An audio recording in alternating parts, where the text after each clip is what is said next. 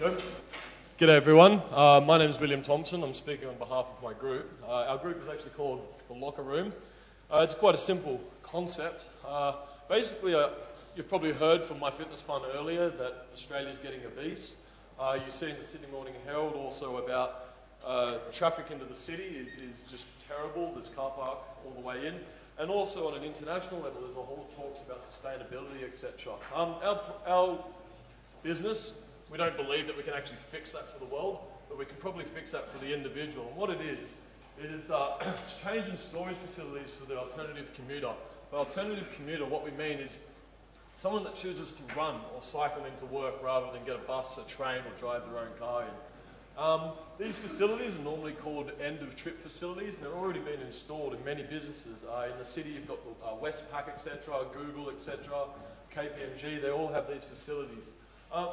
The reason why we wanted to do this is because me, myself, I actually run into the city. My office has a shower. It's really hot. I'm sweating and I'm getting changed next to the urinals afterwards, so it's not very practical.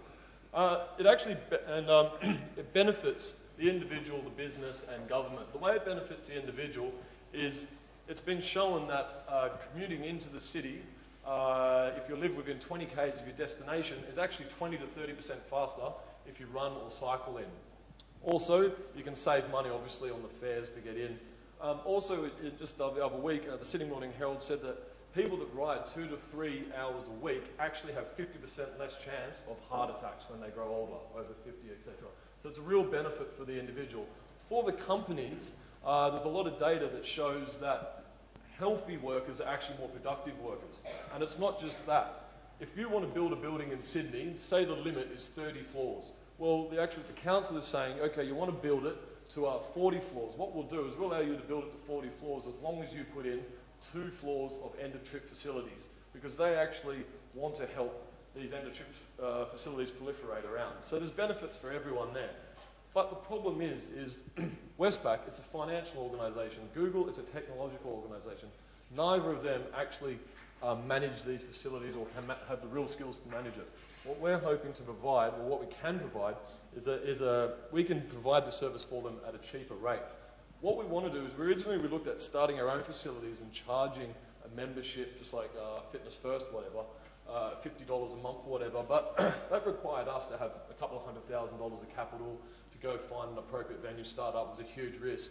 But then we started looking at the logistics of it all, and actually we can partner with a whole lot of different organisations, cleaners, dry cleaners, facilities management, the bike infrastructure, etc. What we're going to do is we're going to package all that and go to these businesses and say to them, look, we're going to manage your facilities for you, and what you just do is you provide the floors. We're going to come in, we'll come in, fit it all out, manage it. If it's damaged, we'll fix it up at no cost to you. You just pay your monthly recurring fee of, if it's a 300 bike rack facility, we can actually do it for $10,000, which is very competitive a month. And they just do that. To make it profitable for us, we have to lock them into a 3-year contract at $10,000 a month. But for them, they get a stable budget. And we manage everything from the daily ups when there's more people coming in, the showers need to be cleaned, the repairs need to be made, etc. And what we're going to do is we're going to manage multiple facilities. So instead of just getting one brand of locker and one brand in each different place, we're going to get the same brand of everything into all of the different facilities, which increases our buying power with the suppliers. But it also cuts training costs on our staff that need to manage and maintain the facilities. And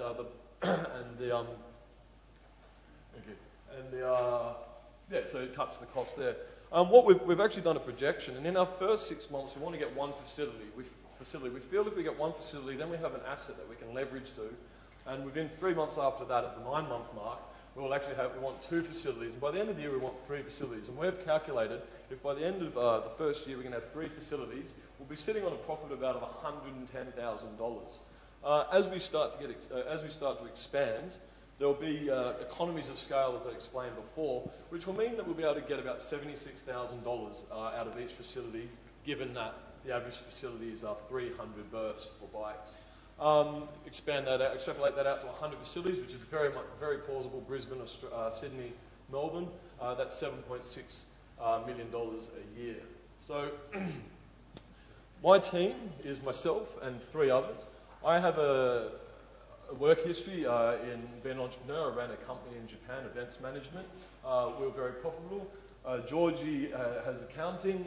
May Soon is a marketer at Woolworths. And Neem is actually a lecturer at this university. And we've already made partnerships with the architectural department that have expertise in building these facilities. And Richard Seymour wants me to stop, so I will. Thank you.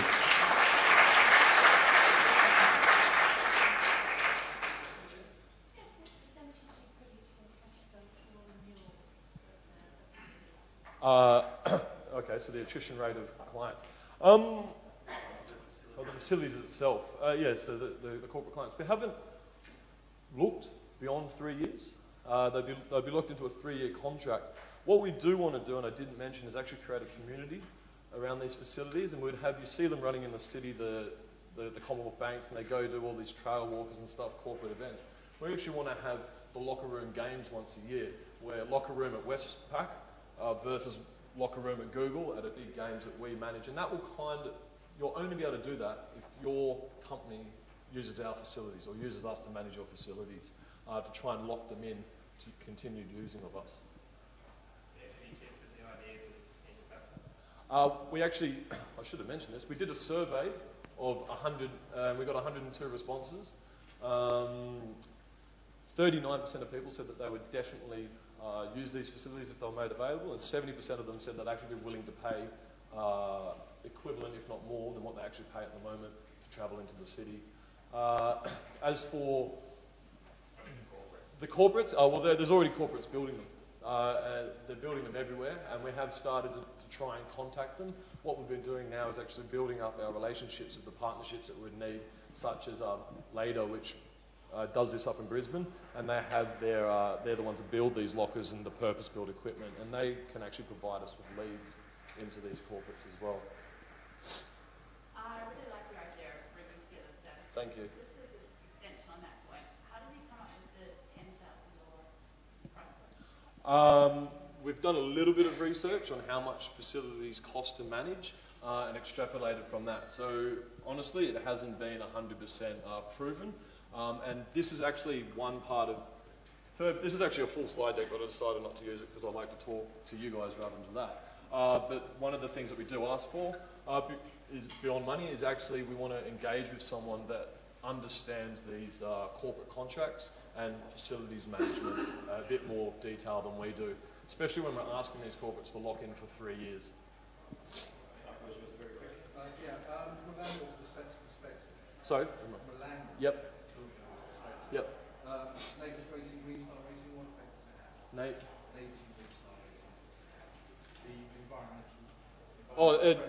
environmental. Actually, it's good that you asked that. The City of Sydney is actually looking to turn such facilities into carbon credits.